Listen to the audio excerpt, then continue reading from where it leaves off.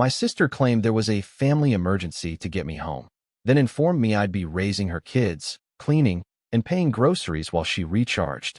"This is a great way for you to finally contribute," my mom said, handing me a stack of unpaid bills in my name. I smiled, said, "Thank you," and handed over a document that made me. I got the call on a Tuesday. My sister's voice was shaking, like she'd been crying. She said there was a family emergency, that mom was sick, and they needed me home, now. I didn't ask for details. I just packed, rescheduled my week, and started driving. 8 hours straight, through rain and traffic. I showed up tired, worried, and ready to help. That was my first mistake. The moment I stepped inside, the tone shifted. No one looked sick. No one looked worried. My sister was in sweatpants and a face mask, lounging on the couch like it was Sunday brunch. Mom didn't even get up from the dining table. She waved at me like I was the mailman and said, "Perfect timing. You can start with the groceries." I blinked. "Groceries?" She pointed to a long receipt. "Fridge is empty. You're paying, right? You make the most." Then my sister added, "And since you're here, we figured you could watch the kids for a few days. I need to recharge." She actually used that word, recharge, like I was a Tesla supercharger and she just needed to plug in. I didn't react. I just nodded. "That's what I do. That's what they expect." "You don't have kids or a spouse," Mom added. "This is a great way for you to finally contribute." Then she handed me a stack of bills. My name was on all of them: utilities, streaming services, the security system I'd installed. Unpaid. I was apparently not just the errand boy, but the financier too. I smiled, said, "Thank you." Then I reached into my backpack and handed her a folder. She didn't open it immediately. She just looked at me like I'd handed her junk mail. That's when I left. Quietly. No argument. No scene. Just walked out the door. They didn't notice. I heard my sister say something like, "What's his problem?" as I stepped off the porch. In the car, I checked my phone. 10 unread notifications from the bank, all tied to accounts and services I'd set up for them. Some in my name, others just using my credentials. That's when the first layer of silence set in. Not the peaceful kind. The cold kind. The kind that slips over your shoulders and tells you, you were never wanted here. You were just tolerated. And even that had a cost. I didn't cry. I didn't scream. I just sat in the driveway of the house I grew up in and let the weight of every unpaid thank you and every weaponized silence settle around me. Then I started making quiet moves, and none of them noticed. I sat in the car, unmoving, watching the porch light flicker above the front door of the house I helped pay for. And I started remembering. Not one moment. All of them. They didn't blur together. They sharpened. Like cuts. I remembered the Christmas I bought everyone gifts, hundreds of dollars spent, and all I got was a re-gifted mug with a broken handle. I remembered birthdays where I was too busy to invite. I remembered the time my sister needed help covering rent, and I wired the money the same day. And she posted a meme calling me a desperate doormat a week later. I remembered the wedding. God, the wedding. Not hers. Mine. The one they didn't show up to. Mom had a headache. Dad had a prior commitment. My sister forgot the date. I stood at the altar, one arm still healing from surgery, and looked out at a crowd of rented chairs. Half empty, half embarrassed. And afterward, not even a text. Just a forwarded message about a GoFundMe for someone else. I was never the son, never the brother. I was the ATM, the project manager, the fixer. I remembered the time I sent flowers on Mother's Day. My mom texted back, "Next time, just send the money." Every memory that returned came with clarity I hadn't allowed myself before. Every insult passed off as a joke. Every manipulation wrapped in guilt. Every dinner where I picked up the check while they laughed behind my back. And it was always the same pattern. I gave, they erased. I helped, they humiliated. I stayed quiet, they assumed I was fine. They didn't see me. Not really. Just what I could offer. Not a person. A pipeline. A tool. A ladder. And now that I was back, after driving 8 hours because my sister screamed emergency, I was being handed a list of unpaid bills in my name and assigned the role of unpaid nanny while she recharged. That's when the shift happened. Not emotionally. Strategically. I opened my laptop in the car, tethered it to my phone, logged into the shared utilities account, the one I'd set up so they wouldn't fall behind. Canceled autopay. Changed the password. Logged into the family's cloud storage. My company managed the backend. Killed their access. One by one, I pulled receipts, bank statements, access logs, chat transcripts, That gifted iPad my niece used for school, still registered to my Apple account. The family plan on Spotify, mine. The grocery deliveries my mom assumed were some magical recurring miracle. They were tied to a credit card she never had the number for. And then I saw it, the mortgage. I'd co-signed it years ago, quietly, because the rate's better with you on it. That's what Dad said. And now I was the only reason they still had the house. And they knew it. That's why they lied. That's why they baited me with the word emergency. Because they were drowning, and they thought I was still desperate enough for approval to be their lifeline. But this time I wasn't. Because in that moment, staring at the soft glow of my dashboard, listening to the hum of the porch light flickering, I saw the truth for the first time without excuses or fantasy. I was not part of this family. I was their infrastructure, their emotional sewer system. Quiet, unseen, always working, until it stopped. And now? Now I was done. Not in anger, not even in grief. Just done. But I wasn't leaving empty-handed. I was taking the blueprint with me. The one they never bothered to look at. The one that showed just how deep my roots ran through their fake stability. Because if they thought this was me being dramatic, they hadn't seen anything yet. They built their comfort on my silent support. And now I was going to make sure they felt the full weight of its collapse. I didn't sleep that night. Not because I was angry. That had already passed.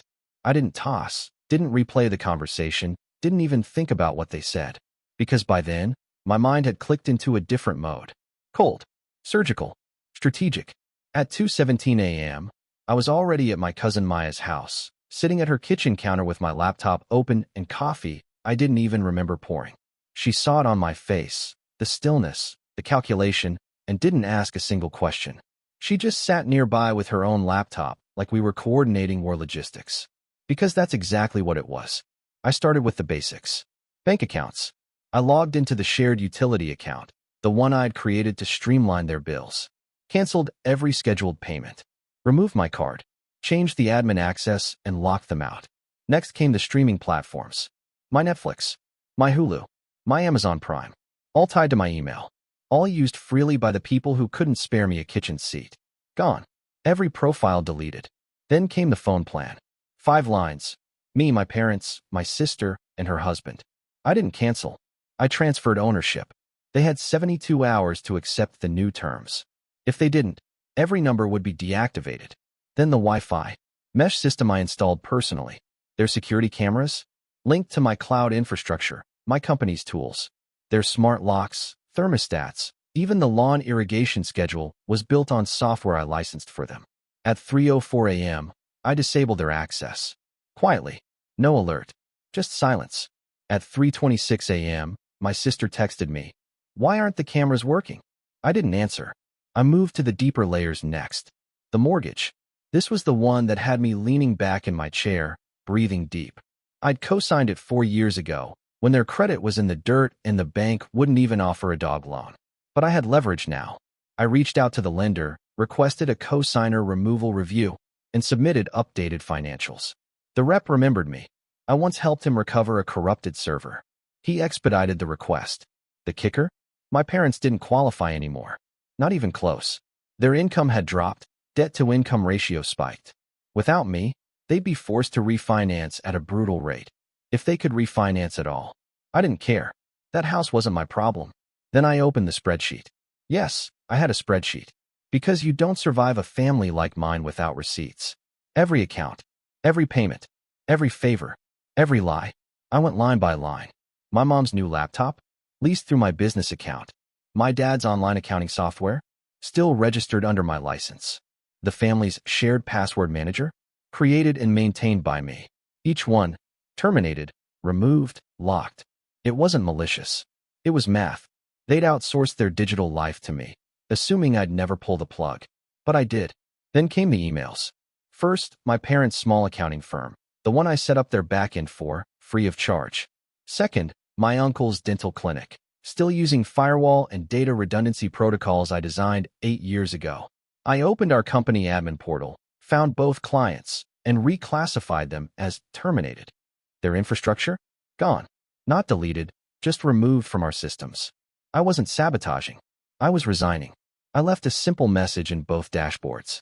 This system was maintained at no cost for over a decade. Effective today, Access has been revoked. Thank you. At 4:42 a.m. My phone started buzzing. Dad, 3 missed calls. Mom, 6 texts.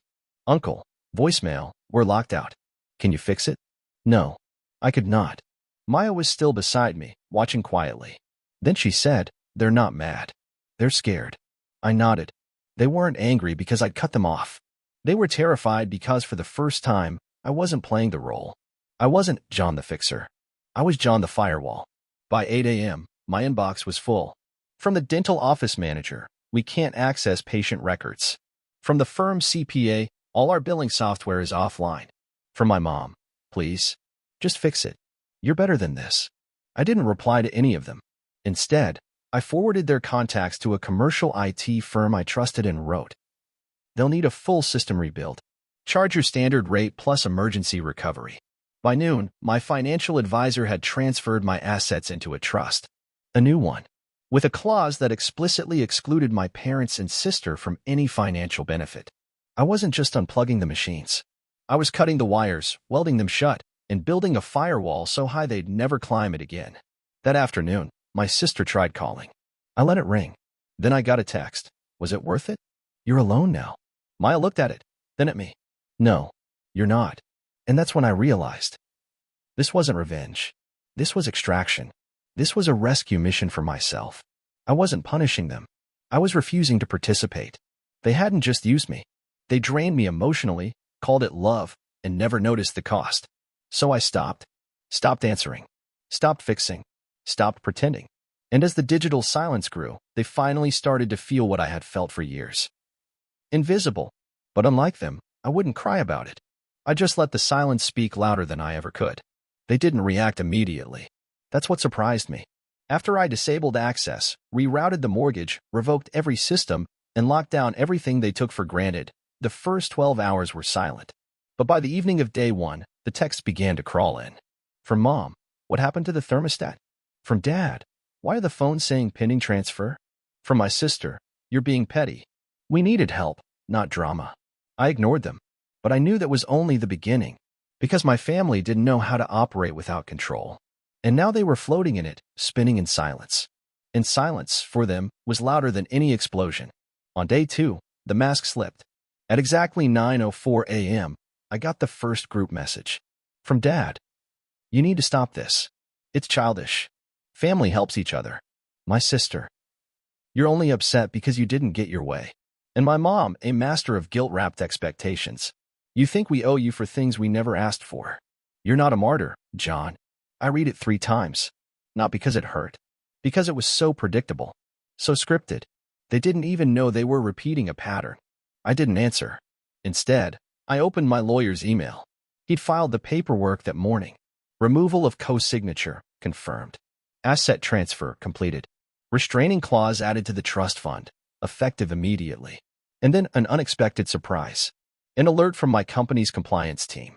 Someone had tried accessing the old shared credentials to our infrastructure hub from an IP address registered to my uncle's office. I didn't need to guess. They were trying to backdoor their way in, regain access, patch the leaks. So I tightened security further, reissued new encryption protocols, notified legal, and then I made one final move. I forwarded everything to our external auditor, not just to protect myself, but to make it official. At 3:12 p.m. that day, the backlash started. Voicemail from Mom. You've destroyed your own family. Over what? Some bills. Voicemail from Dad. You'll regret this. You think these people you're talking to now will be there forever? They won't. We're your blood. And the most pathetic from my sister. You're clearly overwhelmed. We're worried about you. We're telling people you're just having a breakdown so they don't think worse. That one made me pause. Because it was a play I knew well. The he's not angry, he's unstable trick. The easiest way to discredit someone is to reframe their clarity as chaos. So I saved the message, downloaded it, archived it, forwarded it to my lawyer, then shut off my phone. By day 3, the smearing started. Cousin Ellie texted me, "Hey, you okay? Just saw something weird." She sent a screenshot, a vague post from my mother's Facebook page. It's always the quiet ones you have to worry about. Prayers for healing and guidance. Below it, 46 likes. 17 comments. Mostly fake concern. One said, He was always so cold. I guess now we know why. Another. Hope you're all safe. Let us know if you need anything. I wasn't tagged, but I didn't need to be. Everyone knew who it was about. I didn't comment, but Ellie did. She wrote, "You relied on him until he couldn't take it anymore, and now you're acting like the victim? Shame on you." They deleted her comment within an hour, then blocked her. Day 4 was the escalation. An email from an unknown sender reached my company's HR inbox. Anonymous Gmail. No name. Just a subject line. Concern about John internal fraud. Inside, a half-page of fabricated accusations. Allegations of financial misconduct, data manipulation, even unauthorized access to client infrastructure. They wrote it like someone who knew corporate structure, legal triggers, and just enough buzzwords to sound dangerous. But they made one mistake. They referenced a client complaint from 2020.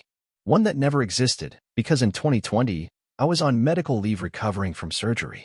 I pulled the email headers. Traced the IP. Guess where it came from? My dad's office.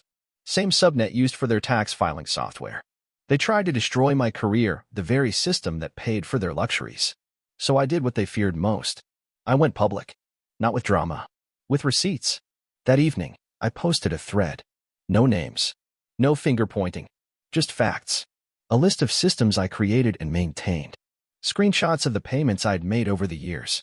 A redacted summary of the attempted smearing email, including timestamp and IP trace. A simple sentence to close it. Sometimes the best thing you can do for yourself is cancel the subscriptions they didn't even know you were paying for. By midnight, it had 2,000 shares, 500 comments, dozens of DMs. People telling their own stories. People recognizing the pattern. People saying, "Thank you. I thought I was alone." My mom saw it. She emailed me the next morning. Subject line. "We need to talk. Please. The body. You've always been so cold. I didn't know it hurt you this much. Can't we fix this before it gets worse?" I forwarded it to my lawyer, then blocked her email. Day 6, they showed up. Literally. Knocked on Maya's door at 7:48 p.m., Mom, Dad, and my sister, standing like a sad version of an intervention crew. Maya answered. Didn't invite them in. Dad tried to step past her. She blocked him. "We just want to talk," my mom said. "It doesn't have to be like this." But it did. I stood behind Maya. Calm. Unmoving. "You said I ruined every holiday. Every gathering. That you didn't need me." Mom's face dropped. My sister stepped forward.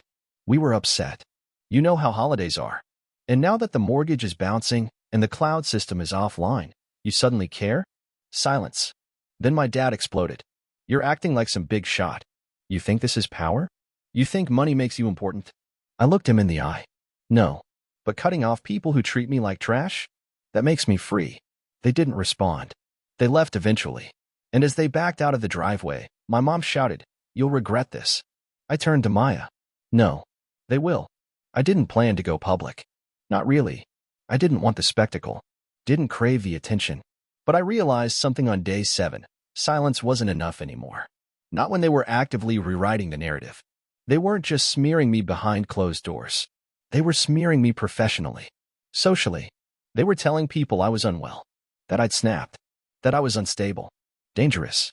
And worst of all, that they did nothing wrong. So I did what they never expected. I published everything. No rage. No rants. Just a Google Drive folder labeled Transparency with 6 subfolders.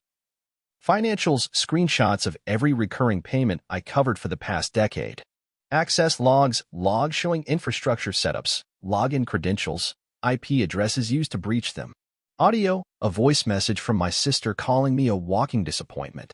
Screenshots, texts from my parents mocking my disability after my surgery. Legal, the restraining order filings, and proof of the false fraud report submitted against me. They called it help, a spreadsheet labeled. Every time I helped, and what I got in return. Then I wrote one paragraph. Just one. This isn't revenge. This isn't drama. This is the truth. When someone spends years being treated like a tool, and they finally put the wrench down, it doesn't make them broken. It makes them human. I shared the link on my private profile. No tags. No names. Just the truth. Within 48 hours, it spread like fire in a dry forest. People shared their own stories. People connected dots I hadn't even drawn. A former neighbor messaged me, "I always wondered why you never showed up to their parties. Now I know." One of my dad's clients forwarded the post to their office manager, asked if the firm was still stable, given the leadership chaos. My sister's fiance's boss emailed me asking if there was any reason we should be concerned about Mark's reputation based on recent circulating documents. Oh yeah, I forgot to mention that part. Mark, my sister's ex-fiancé, yes, ex, because the wedding was canceled, was part of the fraud attempt. I traced the email, the burner account, the VPN slip-up, the phone metadata. So I handed everything over to my attorney and let him do what attorneys do best, forward it to Mark's employer. His contract was suspended within 24 hours. That wasn't revenge either. It was alignment. When you build on falsehoods, don't be shocked when the truth eventually catches up. Then came the calls. Uncle Mike first. You didn't have to go a clean and final separation. I replied, then you shouldn't have poured gasoline on the bridge. Then Aunt Renee, you could have come to us directly. You sat at the table while they joked about me. That was directly. But the one that hit hardest was Grandpa Joe. He didn't call. He showed up, unannounced. Again, he walked in with a copy of the printed documents in his hand. Looked at me. No anger. No pity. Just nodded. And said, told them it'd come out someday. They just didn't think you'd be the one to say it. I asked him, do they get it now? He laughed, bitter and tired. No, but everyone else does. And that's enough. The power had shifted, not because I shouted, but because I refused to stay quiet. They called me broken for walking away. Now, they were the ones explaining why the internet was calling them people who consistently denied the truth and blamed others for the fallout. Now, they had to explain to clients why systems were failing, why the son they loved had filed an injunction, why no one in the family returned their calls anymore. Because truth has a way of doing what guilt never can. Ending the illusion.